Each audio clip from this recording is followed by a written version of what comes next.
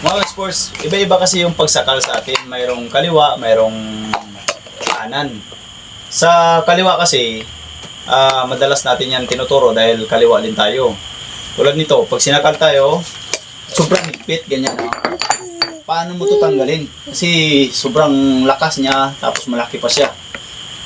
Siyempre kailangan, pag sinakal ka niyan, mababa ka lang kunti. Baba ka, sabay ka sa kanya. Sabay, yung paa mo.